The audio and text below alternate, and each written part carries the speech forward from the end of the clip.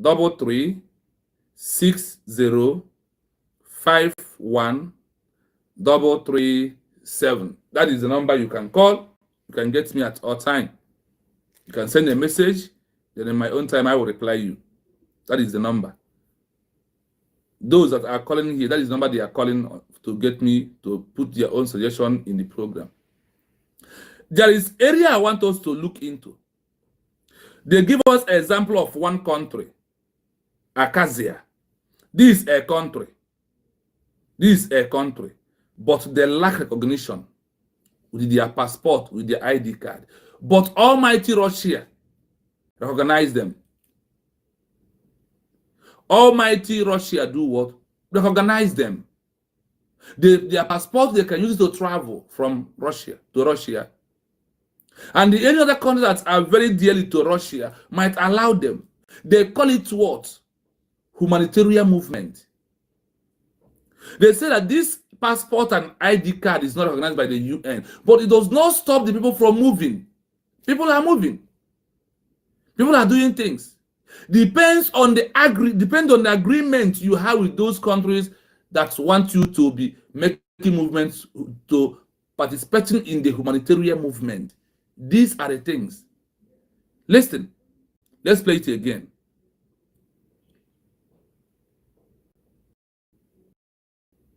When I do my research, I will put that name USB to ask what is something like this. So I will know my stand. Then I will know what the government is doing right track, or they are just there. But when after all this research, I find out that, oh, we are 100% on the right track. And what they are doing is what will take us home. When a government in exile, like the United States of Biafra, issues ID cards and passports, the primary goal is to build institutional facts.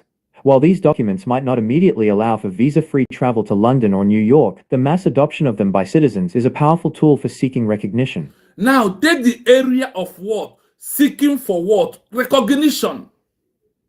The passport, the ID card, all this is triggers what? Recognition.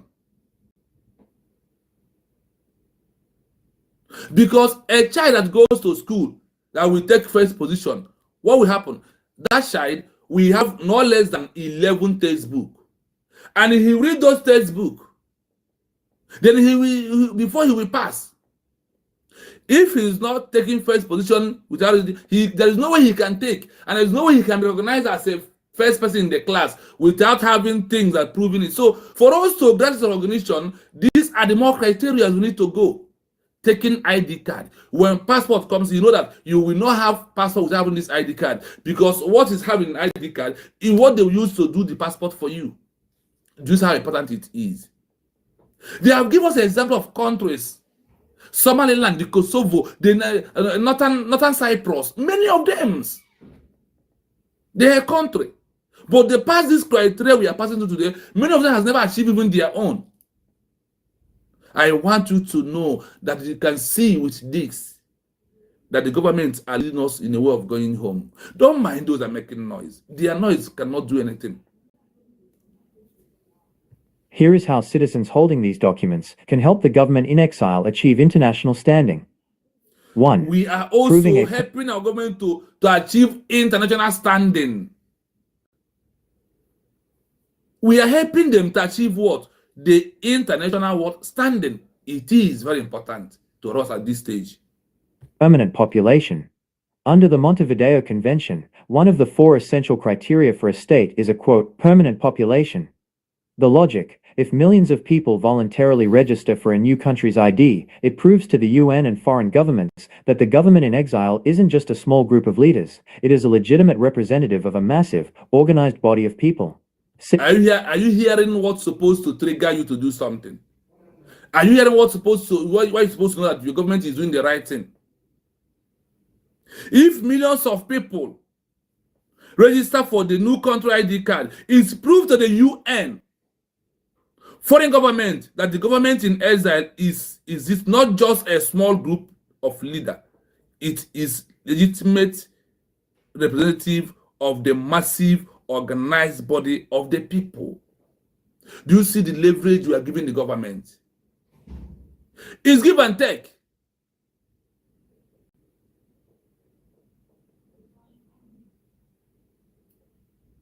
I'm good, my brother. You're welcome. Thank you so much. Chiwendo, Miku, thank you so much. I can see you. Thank you. Look at the leverage we are giving this government. When in the level of this ID card is proved to the UN and the foreign government, to the UN, foreign government, and this is the UN, we are fighting for them to organize us. Only you paying $100, fill your form, take your ID card, is what leads to this. When we are here, or you are in your room, you fill this ID card, and you have this ID card. What happens? It says registering for the new country ID card. It proves to the UN and the foreign government that the government in exile isn't just a small group of leaders. It is a legitimate representative of a massive organized body of the people. I hope you are paying attention.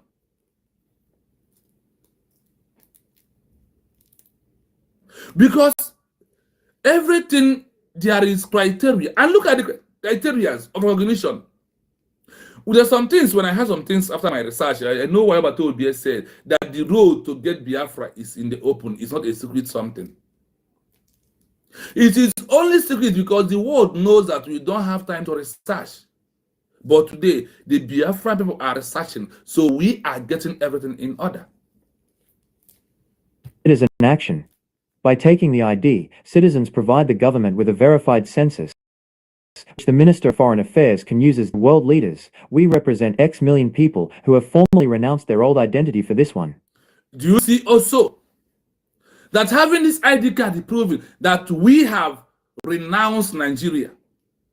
Then the Foreign Affairs Minister will have something to show to the world that X million people has what? Renounced that we don't want Nigeria. Please look at it and see why it is very imperative that we all do what? Take this ID card. Mommy Flora, good evening from here. Thank you so much. Happy Star. Wish you the best, ma. Thank you. 2. Challenging international legibility. International law often has to deal with the reality on the ground. When thousands of people begin presenting a specific document at borders or in legal settings, the necessity argument. If citizens use these IDs for private contracts, banking, where allowed, or local identification, it creates a legal reality that foreign courts may eventually have to recognize for the sake of justice and commerce. I hear it. For the sake of what? Justice in commerce.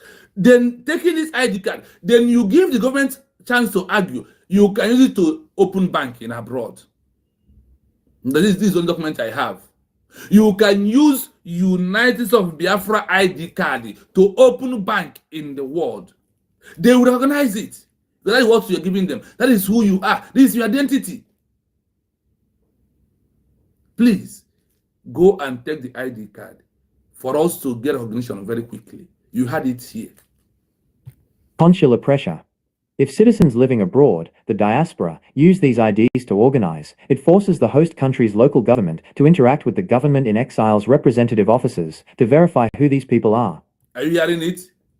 Now, when you start using it to open bank, do business, do anything that you're doing abroad where you are living, you are making that country, their government, to interact with the US government through the office of what? The Minister of Foreign Affairs. We have it in the government. We are not that group that has one person. His ATM, his ATM, his secretary, his treasurer, his financial minister, he's everything. No, we have a structure of a government. That is why it is important. 3. The state budget. Passport and ID cards are rarely free. Funding the lobby. The fees paid by citizens for these documents act as a voluntary tax. Are you hearing it? It's a tax. That is where they put it on the international global community. That money that you are paying, they put it paying to your government. Do you see? It starts that we are paying to United Biafra what government.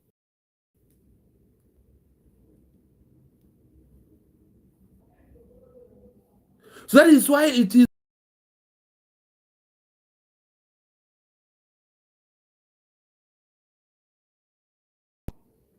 The state revenue is you'll be asking what the government is doing with the money.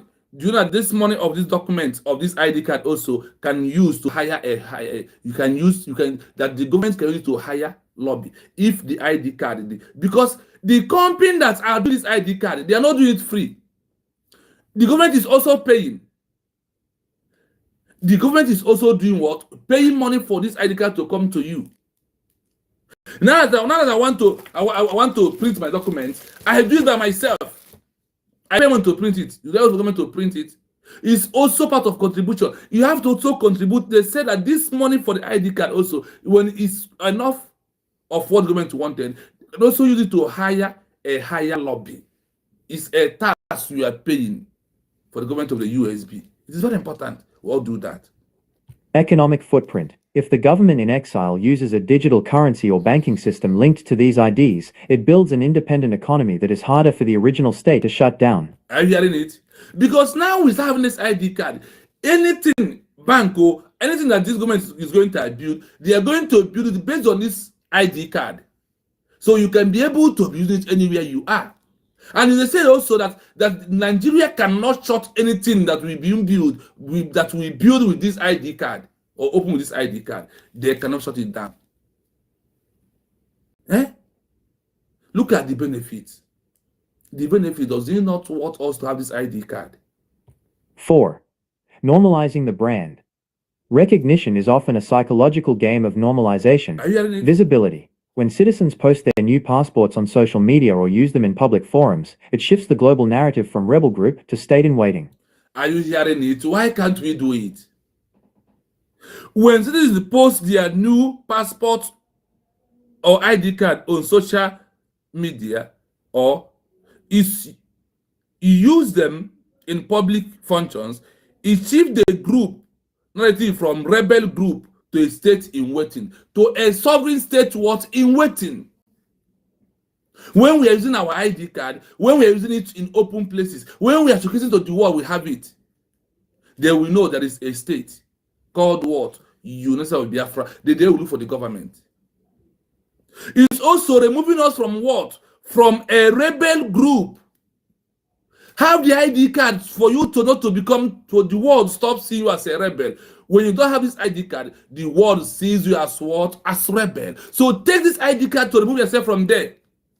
Nobody can charge you rebel again. Nobody can call you terrorist, criminal, or all manner of names. It has been abolished by only this one ID card. Please, my people, do it for yourself. Do it for yourself.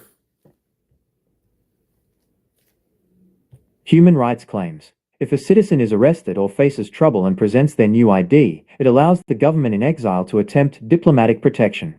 Are you hearing it? When any of us is being arrested or facing trouble and being persecuted, when you show the ID card, the government of that country that is persecuting you or you have problem from, they will contact what? The exile government of the USB through the office of the Minister of Affairs. Office of the Foreign Minister of Affairs. They will contact him or her. Do you understand it? Do you see why this ID card is very important?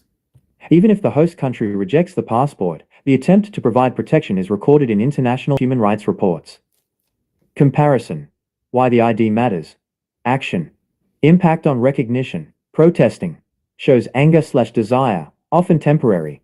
Taking an ID card. Shows administration. Creates a permanent record of citizenship. Using a passport. Forces a foreign official to either accept or explicitly deny a sovereign document. Potential risks for citizens.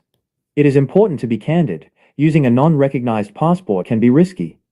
Travel. Most airlines will not allow boarding with a non-ICAO, International Civil Aviation Organization, recognized passport unless there is a specific bilateral agreement, like Russia and Abkhazia.